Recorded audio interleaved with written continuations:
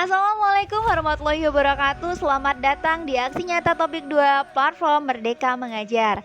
Pada aksi kedua kali ini saya akan menyebarkan mengenai pemahaman mengapa kurikulum perlu berubah. Oh ya, banyak sekali ya selama ini yang bertanya-tanya kenapa sih kurikulum itu selalu berubah-ubah. Siap ganti menteri, ganti kurikulum. Oke, untuk menjawab semua pertanyaan itu, yuk simak videonya. Mengapa kurikulum di Indonesia perlu berubah? Kurikulum itu berubah karena harus disesuaikan dengan kebutuhan peserta didik dan disesuaikan dengan perkembangan zaman saat ini. Berbicara tentang kurikulum, lalu apa sih itu kurikulum? Kurikulum merupakan panduan pembelajaran pada satuan pendidikan di mana dapat dimaknai sebagai titik awal sampai akhir dari pengalaman belajar peserta didik.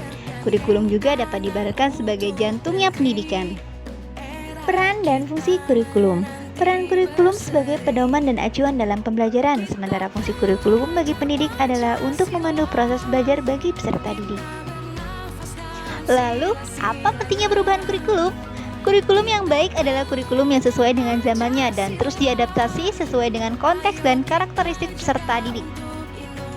Jadi, dapatkah kurikulum itu berubah ya? Kurikulum bersifat dinamis, artinya dapat diubah sesuai perubahan dan perkembangan budaya dan terus diadaptasi sesuai konteks dan kebutuhan peserta didik untuk membangun kompetensi sesuai masa kini dan masa yang akan datang. Faktor-faktor yang mempengaruhi perubahan kurikulum. 1. Eksploitasi ilmu pengetahuan. 2. Perubahan dalam masyarakat. 3. Pemikiran baru mengenal proses belajar mengajar. Dan yang keempat, pandangan intelektual yang berubah. Sudah kita ketahui perubahan kurikulum sudah sangat sering sekali terjadi. Nah, berikut 16 tahun terakhir perubahan kurikulum.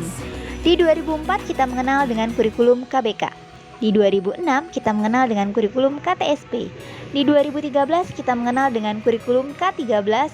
Lalu di 2017 kita mengenal dengan kurikulum revisi. Di tahun 2020 nih kita mengenal dengan kurikulum Merdeka sampai dengan sekarang.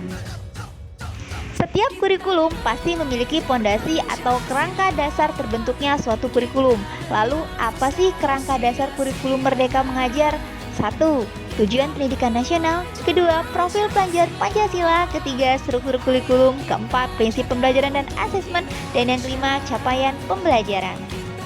Dari hasil pemaparan aksi nyata ini, maka saya bisa menarik dua kesimpulan. Yang pertama, kurikulum perlu mengalami perubahan sesuai dengan perkembangan zamannya. Dan yang kedua, kondisi lingkungan peserta didik harus dipertimbangkan dalam penyusunan kurikulum satuan pendidikan. Terima kasih sudah menonton tayangan ini dari awal hingga akhir. Semoga apa yang disampaikan melalui video ini menjadi feedback yang baik bagi kita semua. Tetap semangat, belajar Indonesia bisa!